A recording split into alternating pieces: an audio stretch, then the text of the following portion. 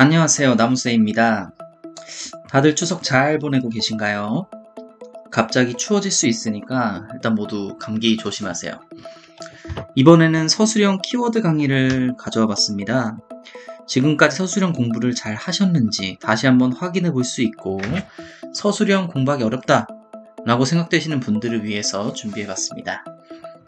진행하기 앞서 어떤 식으로 진행되는지 한번 설명드릴게요. 서술형 2차 실기 키워드 강의 충혜입니다. 먼저 부제목은 무조건 알고 가셔야 됩니다. 제가 서술형 강의 때 말씀드렸던 부제목 부분 있죠? 첫 번째 해충의 국명, 학명, 가해 기주, 가해 형태, 형태 및 특성, 피해 증상 및 진단, 생활사, 방제, 이렇게 6개는 무조건 알고 가져가셔야 됩니다. 이 중에서 이 국명이랑 학명, 그리고 가해 기준랑 가해 형태, 요거는 암기했다고 가정할게요. 사실 이거는 딱 1차 필기 합격하신 분이시라면 따로 암기하시지 않아도 아실 수도 있고, 학명만 좀 잘 외우시면 됩니다. 학명 잘 외우시면 되고, 이 3, 4번 위주로 진행을 할 거고요. 그리고 생활사 방제는 특이 부분만 체크해서 넘어가도록 하겠습니다. 자, 형태 및 특성, 피해 증상 진단 위주로 강의 진행하고요. 그리고 이제 이 생활사에서 가해 횟수나 월동 형태는 암기하셨다고 가정을 할게요. 1차 필기를 붙으신 분들은 다 자기만의 그 방법이 있을 거예요. 가해 횟수나 월동 형태 외우신 방법이 있을 텐데, 그렇게 외우신 방법대로 해서 가져가시고요. 저는 1차 필기 하시는 분들 위해서 요거는 따로 영상 만들 예정이거든요. 월동 형태나 가해 횟수, 제가 어떤 식으로 해서 외웠는지. 자, 다음 방제 방법은 될 수 있는 답안이 많으므로 해충별로 특이한 부분만 언급하고 나머지는 생략하였습니다. 방제 같은 경우에는 방제 같은 경우에는 생물적 방제랑 또 뭐 있어요? 화학적 방제, 또 뭐 있었습니까? 경종적 방제, 그리고 물리적 방제, 이렇게 4가지가 있었는데 각각 들어가는 게 비슷비슷해요. 예를 들어서 하늘소 같은 경우에는 직접 잡아 죽인다. 이게 다 말 될 수 있잖아요, 솔직히. 물리적 방제로 다 말될 수 있는 부분이고, 화학적 방제 같은 경우에는 제가 좀 특이한 부분만 말씀드릴 거고, 나머지 같은 경우에는 다 아시다시피 이제 많이들 사용하는 그런 약으로 해서 외워주시면 되시고요. 경종적 방제도 다 비슷비슷해요. 나무 수세를 강화시키기 위한 경종적 방제 같은 경우에는 수세 강화, 나무 수세를 강화시키기 위한 비배 관리라든지 배수 관리라든지 아니면은 그런 관리들, 그런 관리들 충분히 말하고, 자, 한번 강의 바로 들어가 보도록 하겠습니다. 키워드만 나올 겁니다. 자, 잘 보세요. 첫 번째, 솔라방입니다. 솔라방, 송충이 보고 뭐가 생각나시나요? 일단 부제목부터 갑시다. 부제목 뭐였죠? 형태 및 특성, 그렇죠. 형태 및 특성, 송충이. 유충을 보통 송충이라고 하죠. 송충이라고 하고, 소나무의 대표적인 해충으로 알려져 있다. 이 송충이만 보고 그 앞에 줄, 뒷줄을 어느 정도 자기만의 답안 쓸 수 있어야 되고요. 64m 뭘까요? 저 부제목 먼저. 부제목 똑같습니다. 형태 및 특성이고, 64m. 유충 한 마리가 64m를 가야 합니다. 그러니까 63m를 감행함으로 피해를 크게 준다. 이런 식으로 알고 계시면 되시고, 자, 다음 묵은잎. 묵은잎은 피해 증상 및 진단입니다. 자, 이거 다음부터는 피진 이렇게 할 거예요. 피해 증상 및 진단. 묵은잎입니다. 왜 묵은잎일까요? 보통 묵은잎을 많이 식혀야죠. 묵은잎을 많이 식혀서 묵은잎이라고 한 거예요. 근데 좀 여기 특이한 점은 새잎도 가해를 하긴 하는데 밀도가 높아졌을 때 가해가 합니다. 자, 다음 500여 개의 알. 500여 개의 알로 피해 증상 및 진단에 속합니다. 왜냐하면은 이제 알을 무더기로 넣게 되면은 그 알 자체가 표징이 되는 경우가 있어요. 그렇기 때문에 500여 개의 알. 당연히 얘는 어디다 알 낳냐면은 솔잎에 500여 개의 알을 무더기로 낳는다. 이런 식으로 써주시면 되시고. 자, 다음 오령충 뭘까요? 오령충. 오령충 어디서 나왔을 것 같아요? 그렇죠. 이거는 생활사입니다. 생활사 파트, 생활사 부제목. 제가 이거 지금 말씀드리는 거지만 한 바퀴 돌고 한 바퀴 더 돌 거예요. 두 바퀴 돌 겁니다. 두 바퀴. 자, 생활사 오령충 볼까요? 얘는 1년에 1회 발생하고요. 오령충으로 월동합니다. 오령충으로 월동합니다. 솔라방은. 자, 그럼 팔령충은 뭘까요? 오령충으로 월동하고 나서 3회 탈피합니다. 3회 탈피. 3회 탈피해서 팔령충으로 뭐가 돼요? 성충이 됩니다. 오케이, 여기까지. 솔라방 여기까지고요. 솔라방 학명 뭐 잠깐 말씀드리면은 덴드로리무스 스펙타빌리스 외우신 분 많으실 거예요. 지금 이제 지금 제가 강의 올리는 시간이 이제 그 서술형이 얼마 남지 않은 기간이기 때문에 물론 이 다음 서술형 때도 보시는 분 계시겠지만 일단 이번 시험은 지금 별로 안 남았기 때문에 지금 웬만하면 어느 정도 알고 계시는 분들이 많을 겁니다. 자, 방제법은 하지 않겠습니다. 방제법 다 아실 거라 생각해요. 자, 지우고 넘어가겠습니다. 그냥 한 번 더 와야 되기 때문에 지우고 넘어갈게요.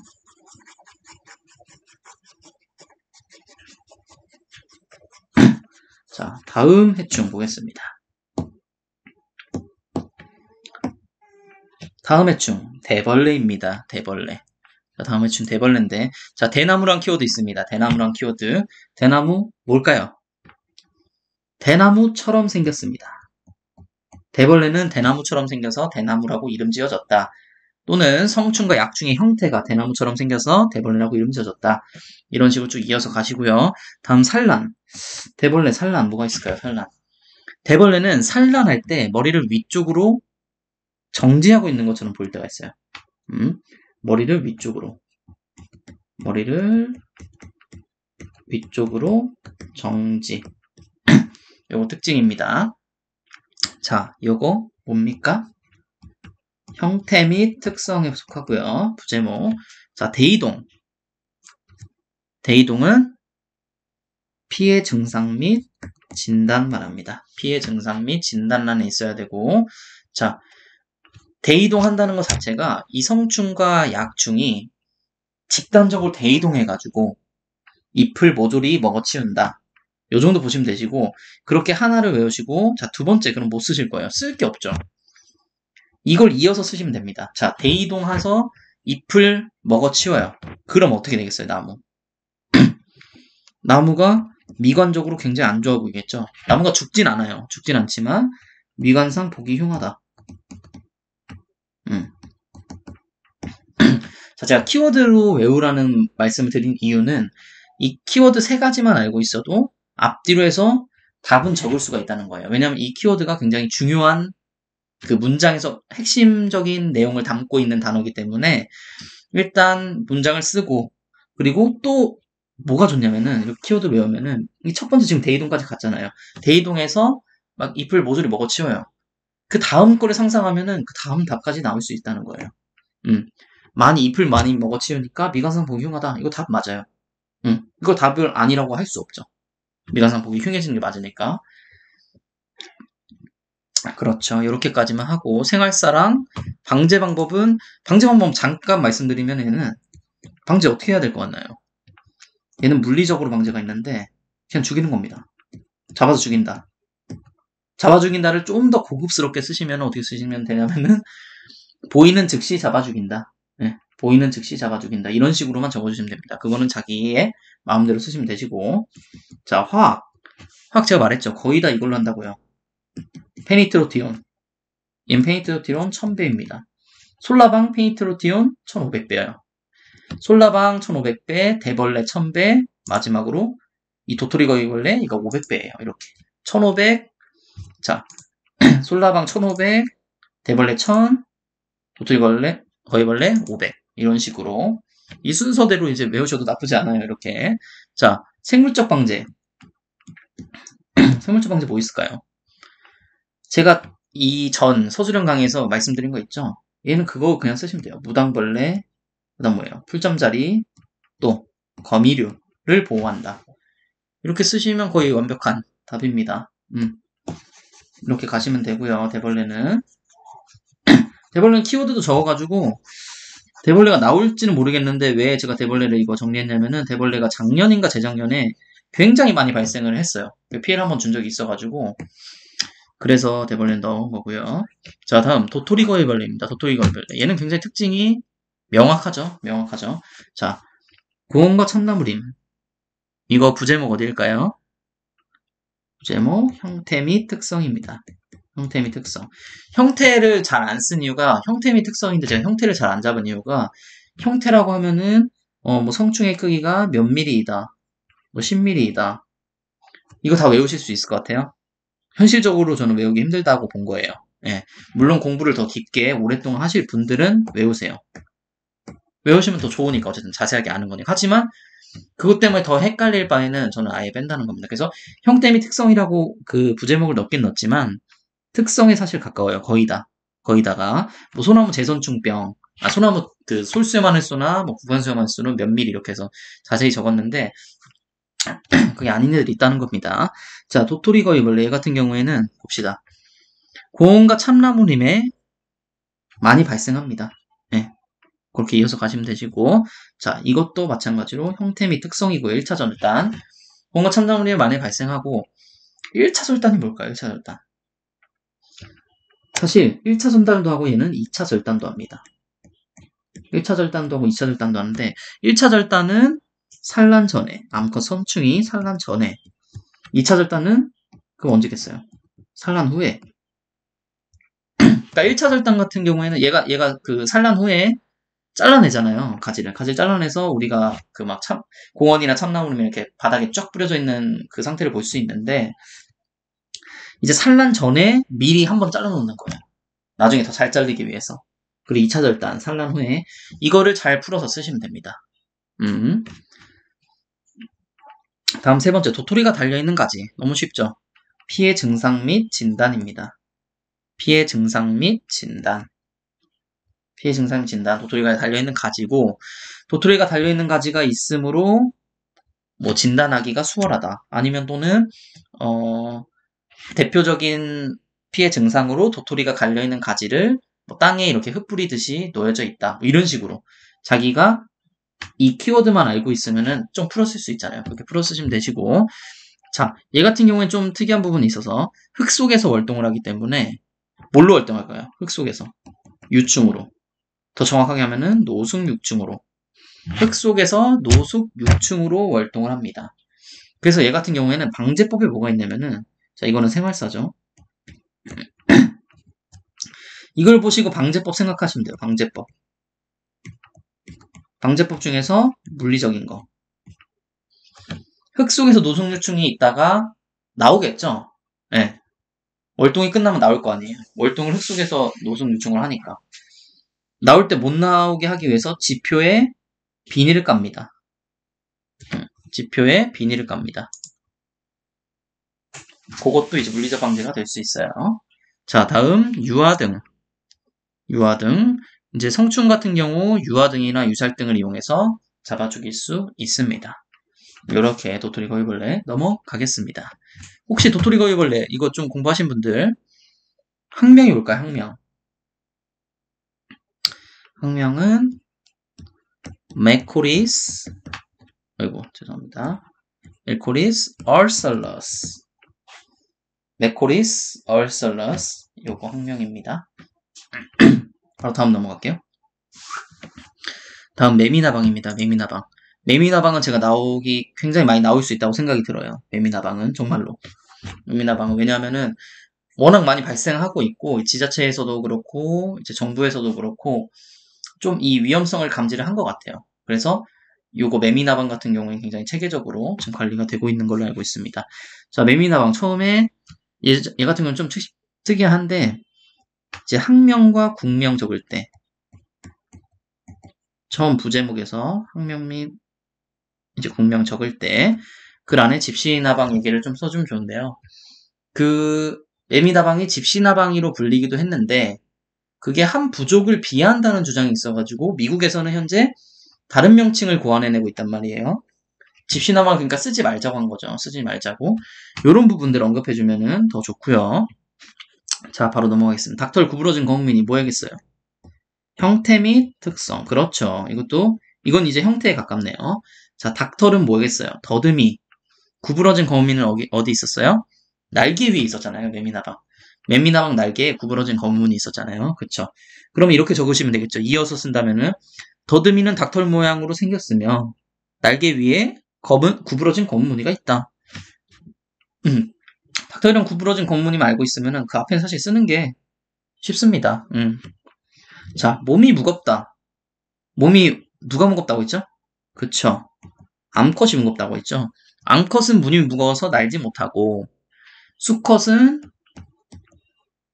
몸이 가볍다는 말보다는 이제 활발하게 날면서 밤낮으로 암컷을 찾아다녀가지고 그래서 이제 집시나방이라는 말이 붙었었잖아요. 그쵸? 이것 또한 형태 및 특성입니다. 자, 알을 무더기로 낳는다. 알을 무더기로 낳죠, 얘도 알을 무더기로 낳고. 자, 알을 무더기로 낳는 거는 피해 증상 및 진단입니다. 피해 증상 및 진단. 그러니까 우리 그 병에서 볼 때 병징이랑 표징이 피해 증상 및 진단이라고 보시면 될 것 같아요. 어떤 증상을 보고 우리가 피해 증상 진단을 내릴 수 있는가? 알을 무더기로 난 걸 보고 알 수 있다. 매미나방 같은 경우는 알 굉장히 특이하게 생겼잖아요. 이 알을 가지고 또 알 수 있는 것도 있어요. 나중에 방제법으로.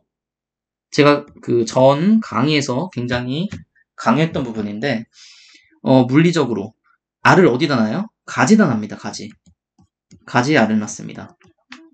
가지에 알을 낳기 때문에 가지에 뭐 어떤 생리적 형상이 이제 일어나지 않는 거예요. 이 알 때문에. 거기다 또 찢어버려요. 가지를 찢고 났기 때문에. 그래서 그 위로는 죽어버립니다. 가지가. 그래서 방지 방법은 어떻게 하냐? 방제 방법. 얘를 방제 방법이랑 연결시킬 수가 있는데 가지를 태우면 됩니다. 가지를 소각하거나 땅에 묻으면 됩니다. 가지에 알을 낳는 얘들은 물리적 방제 방법은 나온 거예요. 그냥 나온 거는 다름없는 거예요. 이거를 좀 더 유식하게 쓰면은 가지나 줄기에 있는 난괴를 채취하여 소각하거나 땅에 묻는다. 이런 식으로만 적어주시면 된다는 겁니다. 자, 1000cm 제곱. 이건 뭘까요? 1000cm 제곱. 그쵸? 보통 이런 게 나오면은 이제 한 마리가 어느 정도 가야 하는지인데 좀 더 자세하게 보면은 한 마리가 한 세대 동안 1000cm 제곱이나 가야 한다고 합니다. 그럼 또 어떻게 쓰겠어요? 유충이겠죠, 당연히. 유충 한 마리가 한 세대 동안 1000cm 제곱 정도의 잎을 가해하여 피해가 크다 이런 식으로 적어주시면 되겠죠. 그럼 얘는 특이하게 페니트로티온이 아니고 얘 같은 경우에 화학적 방제법에 에바메틴 벤조에이트 나옵니다. 에마맥틴 벤조에이트 유제고 얘는 좀 잘 알아두셔야 됩니다. 2000배 2000배에 뭐 수간살포한다 이런 식으로 하시면 되시고 얘는 또 생물적 방제도 달라요. 우리 생물적 방제 보통 뭐 나왔었죠? 그렇죠. 풀잠자리, 그리고 거미류, 그리고 무당벌레류 이렇게 나왔었잖아요. 얘는 좀 다릅니다. 다른 애들은 알고 가셔야 된다는 거예요. 매미나방, 풀색 딱정벌레. 자, 딱정벌레 두 종류인데 풀색 딱정벌레랑 검정명주 딱정벌레, 풀색이랑 검정명주, 그리고 마지막 청노린재까지 3개 이렇게 매미나방 있고요. 자, 어쨌든 매미나방 이렇게까지 하시고 이게 제가 그 예전에 말씀드렸듯이 결론란도 이제 자기 마음대로 이제 쓰시면 되세요. 매미나방 같은 경우에는 저라면 이렇게 쓸 것 같아요. 매미나방의 경우 최근 발생한 경우가 많으므로 자세한 원인 분석을 통해 다시는 발생하지 않도록 주의를 기울여야 한다. 이런 식으로. 이거 좀 간단하잖아요, 사실. 이렇게 간단하게 적어주시면 되고 잠시만요. 도토리거위벌레도 좀 지우겠습니다.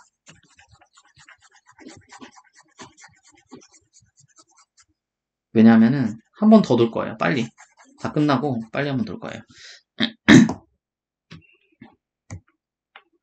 자, 버즈나무 방패벌레입니다. 버즈나무 방패벌레. 반투명한 지금 유백색 나옵니다. 반투명한 유백색. 어디가 반투명한 유백색이에요, 얘는? 가슴. 날개. 그냥 날개라고 보시면 돼요, 날개. 날개가 반투명한 유백색입니다. 방패나무 어떻게 생긴지 아시잖아요? 그쵸? 투명하죠? 백색이죠. 맞죠? 반투명한 유백색을 날개를 가지고 있다. 날개가 반투명한 유백색이다. 이렇게 보시면 되고, 얘 같은 경우 형태도 알아가시면 좋은데, 어느 정도 크기인지. 얘 같은 경우 한 3mm 정도 됩니다. 성충의 크기가. 성충의 크기가 3mm 정도, 그러니까 이걸 이어서 보면은 성충의 크기는 한 3mm 정도 되면서, 날개가 반투명한 유백색이다. 아니면 날개가 반투명한 백색이다. 네, 이렇게 보시면 됩니다. 자, 또 형태 한번 볼게요. 얘는 형태 및 특성이었고, 형특. 얘도 마찬가지로 형특입니다. 1인형충보다 3형충의 색이 더 진하다. 진하면 진할수록, 탈피를 거듭하면 거듭할수록 색이 더 진해진다. 그리고 얘는 사실, 이 외래충 같은 경우에는 버즈나무 방패벌레 외래충이잖아요. 몇 년도에 왔습니까? 1995년도에 왔죠. 예. 버즈나무 방패벌레도 그렇고, 미국 선야벌레, 갈색나기 맹충, 이런 애들 다 연도 잘 알고 계시잖아요. 우리 1차 필기 때 공부하셨을 거 아니에요. 이 연도를 써먹으세요. 연도를 형태 및 특성 같은 경우에 써먹으면 좋을 것 같아요. 형태 및 특성 같은 경우 지금 1번 나왔죠. 2번까지 나왔죠. 1번 뭐 3mm 정도이고 성충이 날개가 반투명한 백색이다. 1번 적어주시고 2번 1인형충보다 3형충의 색이 더 진하다. 두 개로 하면 사실 아쉬울 수도 있어요. 그리고 너무 적게 적으실 수도 있고. 그러니까 3번 적어주는 거예요. 1995년도에 발생한 외래충이다. 외래충들은 보통 피해를 많이 줬잖아요. 1995년도에 발생한 외래충으로 당시 피해가 막심했다. 뭐 이런 식으로 적어주시면 됩니다. 자, 입 뒷면 무슨 뜻일까요? 입 뒷면은 딱 나와야죠. 방패벌레 같은 경우. 방패벌레는 자, 요것도 같이 나와야죠. 두 개가 같이 피해 증상 및 진단에 속합니다. 피해 증상 및 진단에 속하고 입 뒷면을 빨아먹잖아요. 네. 입 뒷면을 빨아먹어서 어떻게 되죠? 잎이 탈색이 되죠. 입 뒷면이 가장 중요한 포인트고 그러니까 성충이랑 약충이 둘 다 방패벌레는 자 이건 기억해 두셔야 됩니다. 방패벌레는 성충과 약충 모두 흡집해요. 수액을 모두 흡집합니다. 그러니까 이렇게 적으시면 돼요.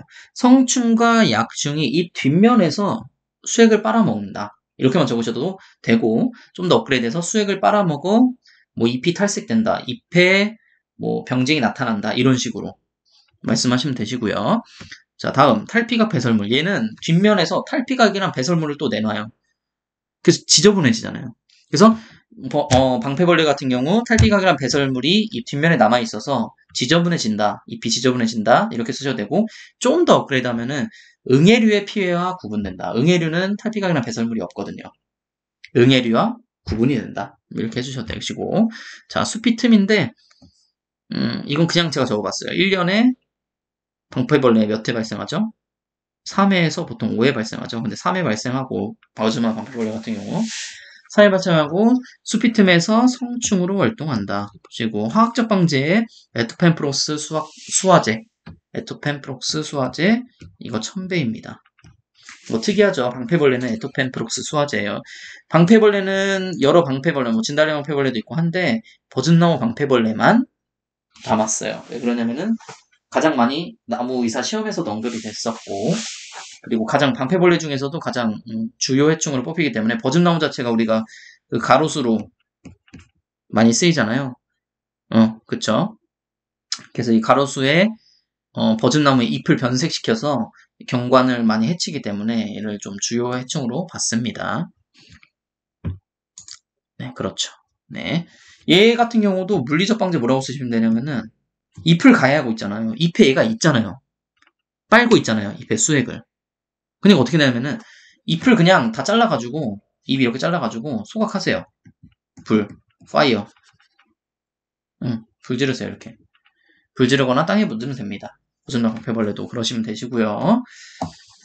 자, 방패벌레까지 했습니다. 방패벌레는 사실은 나올 확률이 좀 낮지 않을까 생각이 듭니다. 왜냐하면은 안 나온 애들이 많거든요. 아직 정말 주요 해충인데 시험에 안 나온 애들이 있기 때문에 뭐 솔라방이나 복숭아명나방 이런 애들 아직 안 나왔잖아요. 시험에. 나올 수 있는 데 많은데 얘 먼저 나올지는 잘 모르겠어요. 근데 일단 다 해놔야죠. 자, 다음은 솔수점 하늘소인데 솔수점 하늘소 전까지 하겠습니다. 솔수점 하늘소는 얘기할 부분이 좀 있기 때문에 자, 다시 한번 볼게요. 처음부터 오늘 했던 거 빨리 넘어가겠습니다. 자, 솔라방 딴 데 보시면서 하셔도 돼요. 아니면 제가 키워드 딱 드릴 테니까 생각해 보세요. 송충이. 그쵸? 송충이라고 부르는 거죠. 네. 64m. 유충이, 그냥 빨리 넘길걸. 유충이 64m. 피해 크다. 오케이. 자, 묵은잎. 자, 송충이랑 64m. 형태및 특징, 형특. 묵은잎.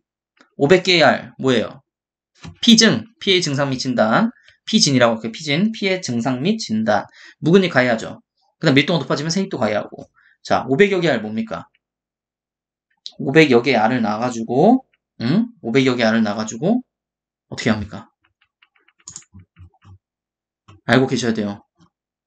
500여 개의 알을 낳아서 무더기로 납니다. 네, 무더기로 낳고 그리고 얘가 방제법으로 될 수 있겠죠.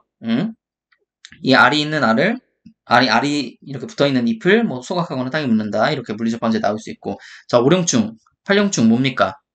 생활사입니다. 생활사. 오령충으로 월동, 팔령충으로 송충. 오케이. 바로 다음. 대벌레, 대나무 뭡니까? 대나무처럼 생겨서 대벌레라고 이름 지어진 거고 성충과 약충의 형태가 자 산란 뭡니까? 높은 곳에서 얘가 또 특징이 높은 곳에서 알을 떨어뜨리기도 해요. 이것도 알고 있으면 좋은데 어쨌든 산란 시 머리를 위로 한 채로 정지하고 있는 것처럼 보여서 그래요. 그렇고 다음 대이동. 대이동 뭐예요? 대벌레가 대이동하면서 잎을 다 모조리 먹어치우고 그리고 이게 첫 번째 이유였고 두 번째 이유 아까 또 뭐 있었다고 했어요. 잎을 먹어치우니까 미관이 손상되고요. 그쵸? 또 넘어가겠습니다. 키워드 봤어요. 자, 도토리 거위벌레 뭐 있습니까? 첫 번째, 고원과 참나무림. 고원과 참나무림에서 많이 발생하고 두 번째, 1차 절단. 암컷 성충이 산란 전에 1차 절단하고 산란 후에 2차 절단해서 완벽하게 끊어낸다. 그렇죠. 도토리에 달려있는 가지. 피해 증상 및 진단입니다. 예, 피진. 도토리가 달려있는 가지를 땅에 떨어뜨려서 진단하기가 수월하다. 이런 식으로 적어주시면 되시고 흙 속에서 노숙 6층으로 월동한다. 그렇기 때문에 지포에 비닐을 깔기도 한다. 다음 유화등. 성충은 유화등, 유살등으로 잡기도 한다. 오케이. 이거 뭐였겠어요? 이거 흙 속에서 생활사고 유화등은 물리적 방제고. 오케이. 이런 식으로 되시고 다음 넘어가겠습니다. 다음 매미나방.